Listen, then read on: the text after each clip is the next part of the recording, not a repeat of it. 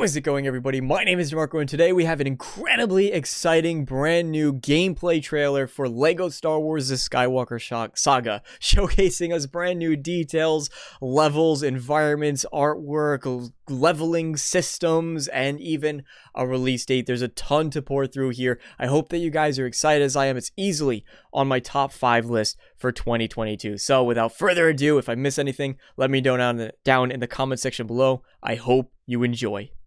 As we begin the trailer, we're reminded that LEGO Star Wars The Skywalker Saga takes place across all 9 films. Just 7 seconds into the trailer, we also get a brand new look at how combat will play out. We'll see much more of this as the trailer does go on. However, here we're able to see enemy health bars as well as player health bars and damage numbers that are apparent when you make contact. And melee combat specifically will be much more combo oriented. We'll see plenty of this more as the trailer goes on, but managing between using force abilities and your lightsaber attacks are going to be a massive part of this game and a major improvement for LEGO series in general, which generally speaking have run stale over the course of their lifetime.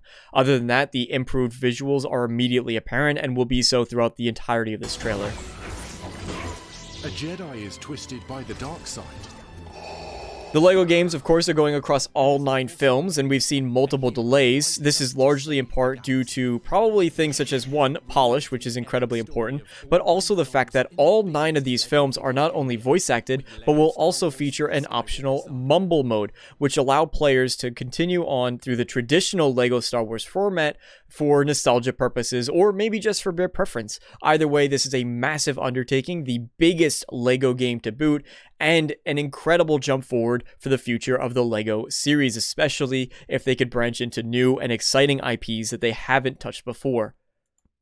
Your adventures start by picking The Mos Eisley Cantina is no longer going to be a part of the game. Instead, you will choose which story you want to play through. Before you can choose which story you want to be a part of, you will be locked into playing the first, then the second, then the third of each of the episodes in their respective trilogies. This is similar to what we saw in previous LEGO games. No different here.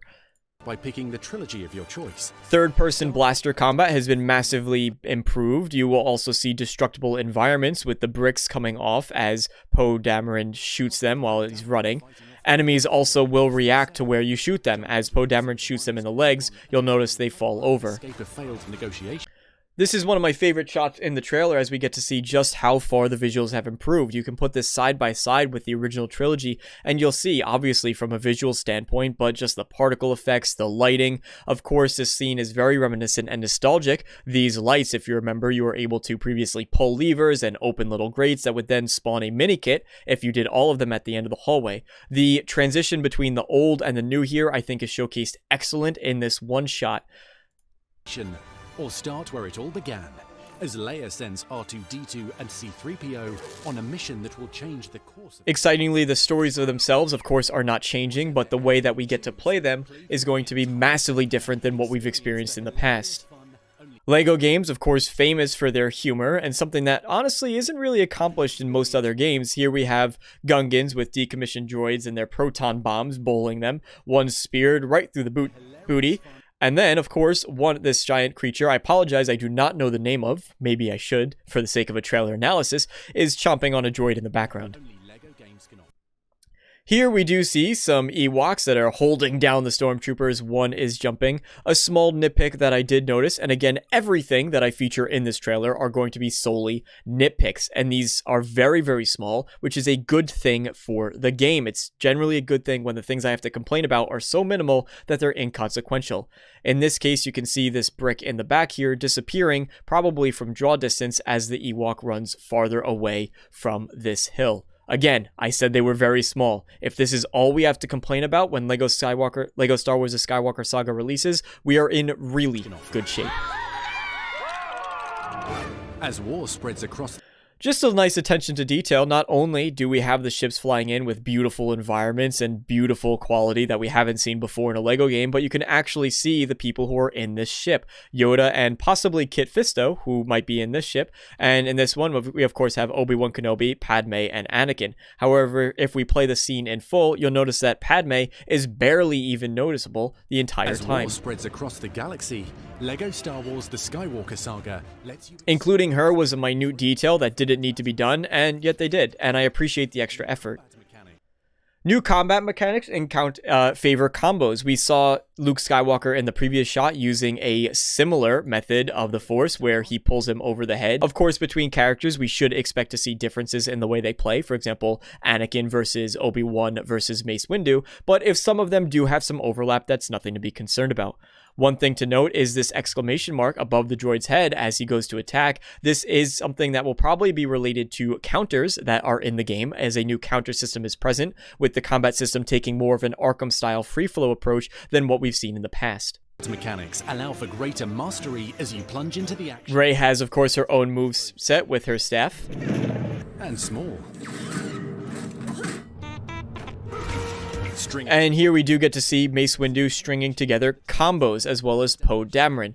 Now, one thing that's immediately apparent if I turn up the volume for this specific section is the sounds that we hear as Poe Dameron beats up these First Order stormtroopers. How exactly it sounds almost as if it's behind metal for some reason, versus the rest of the trailer that sounds crisp and clean. Possibly an error in the rendering or in the person who captured this specific footage, but that's yet to be seen. To enemies and fend off oncoming. Here is an example of the counter system, a new system that's specific for LEGO Star Wars The Skywalker Saga. Again, just a small nitpick that I have as we see Luke Skywalker moving into this counter animation. You do have him sliding from the momentum of him sprinting forward and then immediately swapping into a new animation in which he jumps over. Noticeably absent as he goes for an attack here, this enemy, is that he does not have the same counter symbol present above his head. Again, the nitpick of him one frame changing animations, if that's all we have to complain about, generally a good thing. Counter-maneuvers designed to defeat foes in styles tailored to your... All of the combat is superiorly overhauled, including blaster combat. This section gives us a very good view of the HUD and how it will work in-game, and we can analyze it so that way you can pay attention to it going forward. Of course, you have the character and their stud count in the top left, as well as the true Jedi meter, which is now broken up into 3 sections, presumably yielding different rewards as you get to each section. A combo meter is present. The bar on the right here will tick down if you do not land a shot within the required time, where you will lose your combo. You have the total amount of hits, and then each hit is represented in these boxes, which once you get to the top, the 6th one will move you to the new multiplier. I suspect, again, with the Arkham free flow system, that when you do get a high enough multiplier, you'll be able to unlock some kind of special move for each of these characters. However, that is yet to be seen. Controls and mechanics put you right in the middle of fierce battles and let you aim with skill. Certain enemies will have unique abilities. For example, he has this grid that was in front of him a little bit larger previously. There are some stealth mechanics that are in the game, so he is able to detect you if you run into his range, presumably. He also does seem to have some form of a self-destruct feature if you don't kill him in time. However, Han is lucky and is able to. Blaster combat will also feature a combat system allowing you to hide from enemies. The character that you're playing as also reacts as blaster shots come, and you do get other examples of destructible environments down over here during this shot. We'll see more of that in the next upcoming scene. When the time is... If you notice, you can follow these blaster bolts exactly. The third and pretty much final nitpick that I have is that you're able to see this blaster bullet going past the actual frame, the brick, and yet it does seem to react. Again, minor complaint. What's more impressive is that this single solitary brick actually reacts in the first place to a blaster that's landing on it. There is locational damage in the game. You'll notice as Leia goes to take his shots, he hits him a couple times. There's detail in his helmet, the stormtrooper's helmet coming off. We'll be able to disarm this one and then shoot this guy in the leg, causing him to hold it and groan. Time is right. Take your shot and watch as enemies react to aimed hits. Because after all, there's nothing like having a good blaster. A shot of Cloud City, which again is much more impressive than what we've seen in the past.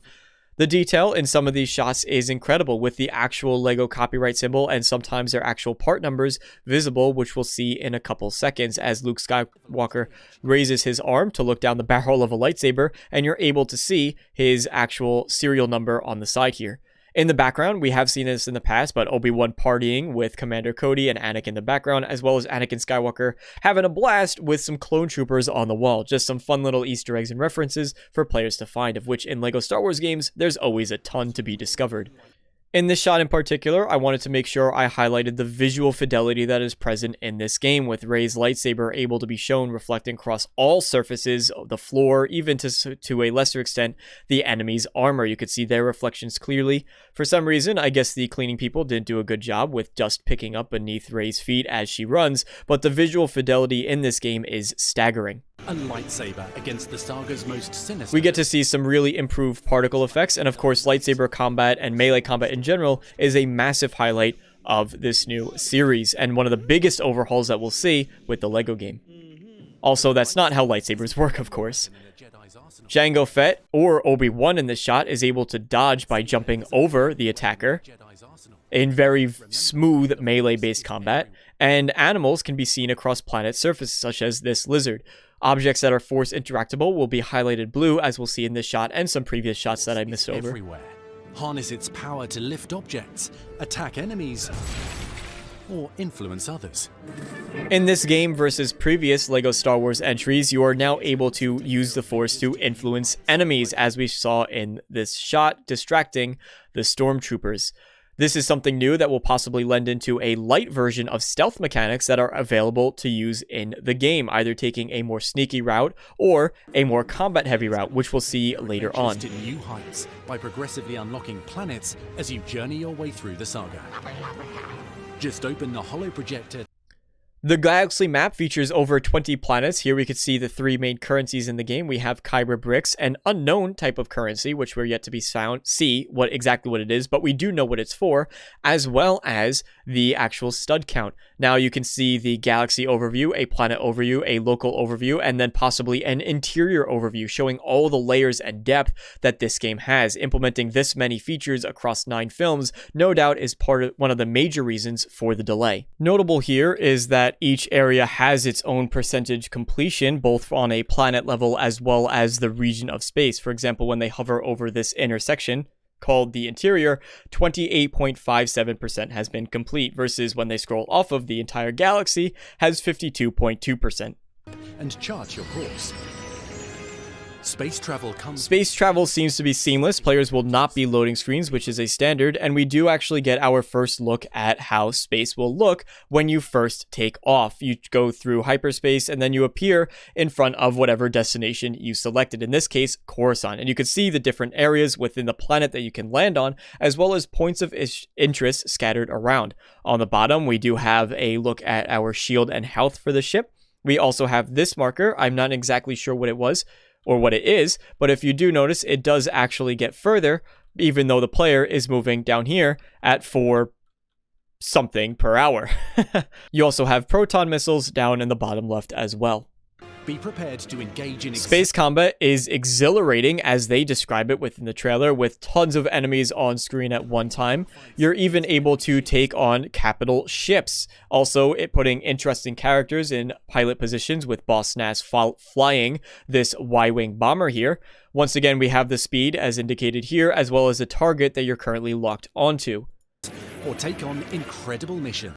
Missions will be apparent in space. Again, you have all different types of points of interest to explore within the greater region outside of the planet that you're located, in this case, Tatooine.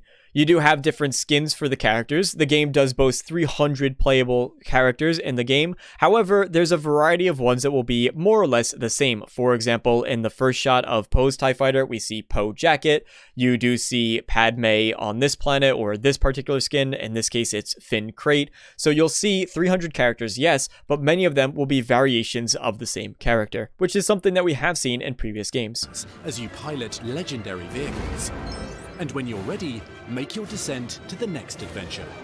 Now, some people may mistake this for being seamless transition, as in the player can fly over the planet and then seamlessly fly down into the planet. However, I suspect that this is not actually the case. What I imagine is that from the previous screen that we saw before, as we entered the planet space, these locations, you would select the one that you want to go to. It would bring you into a loading screen where the ship flies into frame and hovers above the planet a bit before the loading completes, and once it does, it transitions into the planet, where we do see a transition to a cutscene of the ship landing. Adventure.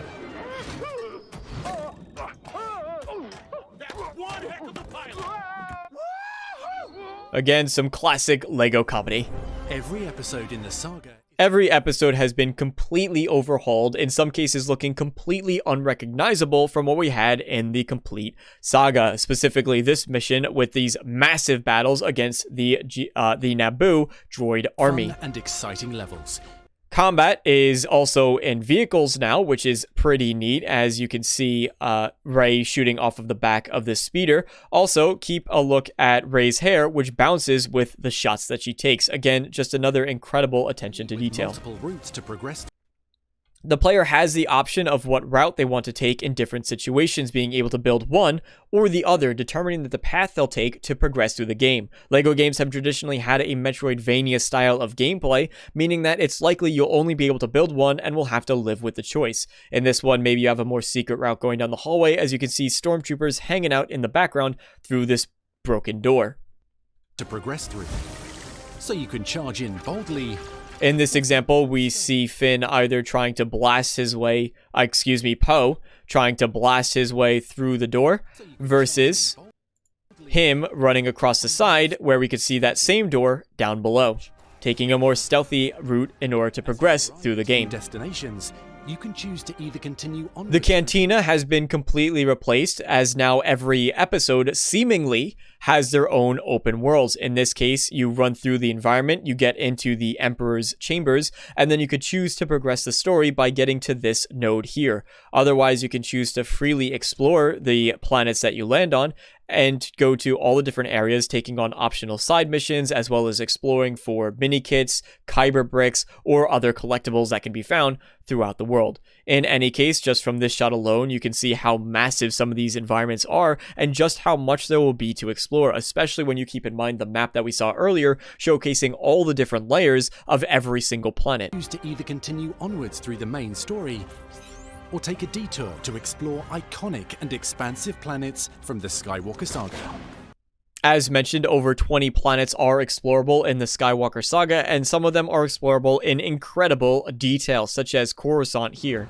From the forest moon of Endor to the desert dunes of Tatooine. Some planets will allow you to progress. I assume this is much narrower than you might actually think it is, with, for example, only this cliff edge. You probably can't go past this cliff edge, and of course you're walled off by this cliff over here. There is a lot of detail, again, in the environments, with a bird flapping its wings in the top corner, as well as side missions that you can pick up on the way. Whether or not this just gives you a small reward and it's just more a point of interest, or if this progresses into an entirely new quest that you can choose to take, optional for the player, is yet to be seen. However, as you explore through each of the planets, whichever way you choose to go, there are optional things that you can choose to take part in, adding to the sheer amount of content that's available in this game. And there is a massive amount of content in this game. The sense of scale is visually impressive and showcased very well as Luke approaches Jabba's hut. And behold the most visually breathtaking LEGO game yet. Go off the beaten path. As you can see, cities are incredibly lively, with NPCs walking around freely. Previously, this was delegated to them either standing around or patrolling in a small area. It does seem as though we are getting an interesting case of two Greedo species spawning next to each other, which will be interesting to see if this is actually a bug or if this is something that we might come across frequently while exploring planet surfaces. Once again, this character here is offering a specific side quest. In this situation, it looks as though it's specific to get a kyber brick, which we'll see exactly what they do later on. The panels on the side here return, specifically where one type of character can interact with these interfaces, which we did see in the past from LEGO games. And in this situation, you can choose to take on optional missions that will reward you with different rewards based on how you perform. In this case, shooting womp rats. On side missions. The animations are absolutely beautiful. You're able to see Luke slow down from the momentum as he approaches this gate, which I think is very satisfying, both from a gameplay perspective and how it feels and how it controls. Take on side missions. Everything from bullseyeing womp rats, facing off against scum and villainy, or pondering the great mysteries of the saga. Interestingly enough, there is dialogue that you can choose to take part in, and even choices that you get to make, in this case deciding who shot first, either Han or Greedo. The more you Grappling explore hooks the will be a galaxy, traversal the mechanic greater in the the game, rewards. as well as these items which we previously saw in the map that will unlock something we'll find later on in the trailer. Uncover Kyber bricks to unlock new features, including upgraded abilities. Kyber bricks can be discovered in the world in order to unlock player abilities, each one having 4 different traits that they could choose to unlock and 3 upgrades within that specific thing. In future LEGO games, it would be great to see if this would be expanded so that we can have actual skill trees in the game. Here we see the item that the IG droid was able to pick up earlier, as well as the amount of Kyber bricks, which seem to be pretty plentiful. A range of unique character classes. Whether Each you character use- class gets unique abilities that allows them to unlock different methods of either traversal or combat. In this case, Rey was able to unlock a net to allow her to scale up the side of this cliff, which further lends itself to the traditional LEGO Metroidvania style. And in the next case, we see an applicable combat scenario in which Han Solo can pinpoint a shot to do maximum damage in an epic scene. Unleashing shock grenades as a bounty hunter. Bounty hunters can stun enemies in a radius with their bombs, and protocol droids are able to cut themselves in half to explore otherwise inaccessible areas. Here we do get to take a look at exactly what some of these abilities might do, including their upgrades. For example, Dark Rise ability, which allows you to boost the power and capabilities of Force Lift to the point where non-droid enemies, such as stormtroopers, can be thrown. Presumably, this means with shielding. Before we have Force Crush, repeatedly damaging enemies while grabbed with the Force, Power Push, as well as Fear of the Dark Side. Each of these individual unique character classes have their own trees that you can progress in. Characters more powerful and ready to take on any challenge.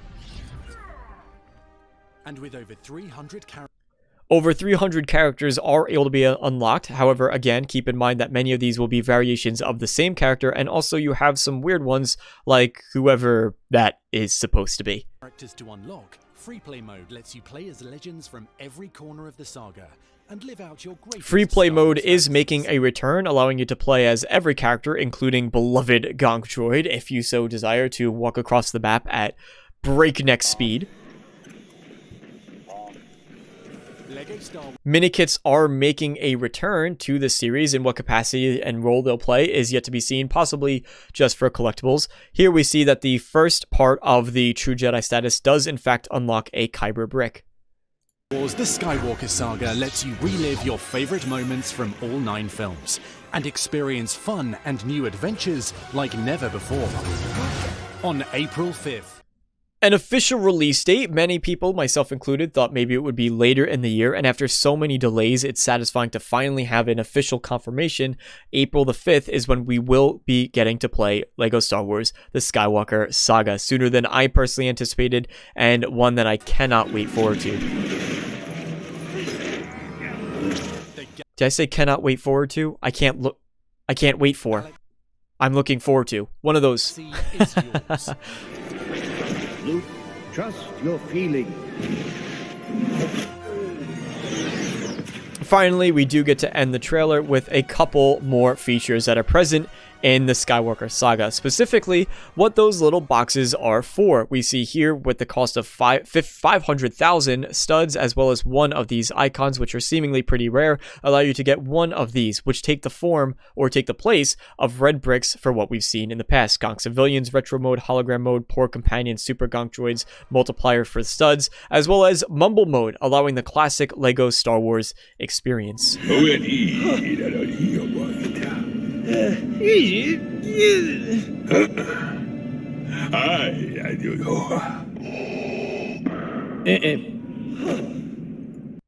And there you have it. Traditional Mumble Mode being brought back. Of course, it is in a different capacity, as you can actually understand some of the words, specifically Darth Vader saying, "I am," getting cut off by blah blah, which is different from the previous games where it would be more along the lines of just gibberish. But it is incredible to think that the developers went that far back to change all of that just to give players something that they offered their feedback on, and I applaud them for making that decision. Anyway, if I missed anything, be sure to let me know down in the comment section below. So there you go, everybody. I hope you enjoyed this look at LEGO Star Wars The Skywalker Saga. Again, something that I'm personally going to go off and probably purchase day one. I don't believe in pre-orders, but I will buy it day one. So thank you guys so much for watching. If you enjoyed, please do leave a like on the video. And as always, I hope to see you all next time. So long, everybody.